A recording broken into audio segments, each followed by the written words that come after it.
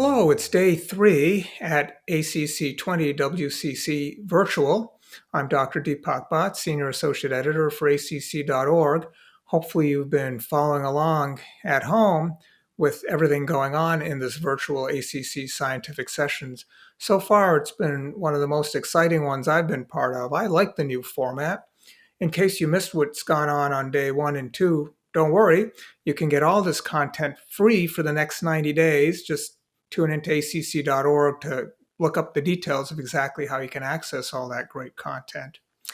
Great stuff coming today as well. There's going to be a bunch of stuff about cardio-obstetrics. That's really growing as a field in importance and in popularity.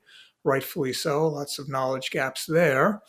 There's going to be some late-breaking clinical trial data presented also, some data about BNP levels from Paragon heart failure, more data about dapagliflozin in the DAPA heart failure study. So that'll be interesting. That trial, of course, put SGLT2 inhibition on the map, including for patients with heart failure without diabetes. That's really something to show that these diabetes drugs are working as heart failure drugs. So we'll see what the DAPA heart failure folks have for us this time. More good stuff, I'm sure. I'm going to be presenting the data on EPA levels or eicosapentaenoic acid levels from the REDUCE-IT trial, and to see what the association might or might not be between cardiovascular outcomes and EPA levels. And the ischemia trial investigators are going to be presenting a few different things. That's a trial that's generated a ton of interest in the cardiovascular community. And I will guarantee you they'll have interesting things to say, and it'll be controversial because whatever they say, somebody's going to be unhappy. I guarantee it. If they say intervention's good, someone will be unhappy. If they say intervention's bad, someone will be unhappy. And if they say something in between, well, lots of folks will be unhappy. So bottom line is there's going to be discussion about that and other trials.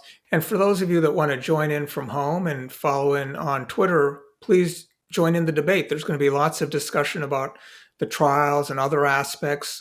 There's been a lot of Twitter discussion on COVID-19 already, but whatever your interest, join in. And if it's ACC related, use the hashtag ACC20, or you can use the hashtag WCCardio, or preferably use both. And if you forget what I just said, you can look it up on acc.org or on Twitter to see what those respective hashtags are. If you want to tag me, I am at DLBotMD, so go ahead and do that, and I'll try to respond to questions or things that you say, or retweet things that are interesting or controversial or provocative or all of the above. So we're trying to do everything we can at this meeting to move into the 21st century in terms of virtual content, in terms of engaging members in social media, all of the above. So please participate to the extent you want to and be part of our cardiovascular community. Hopefully this format has been interesting and educational and useful. I just want to close by saying I know it is a tough time in general for everyone, whether you're a physician or other healthcare professional, or a patient or a family member, or just a person trying to get through all of this. It's been a tough time with COVID-19. There's just no question about it. No one in our lifetime has lived through anything like this. The last real epidemic or pandemic was in 1918.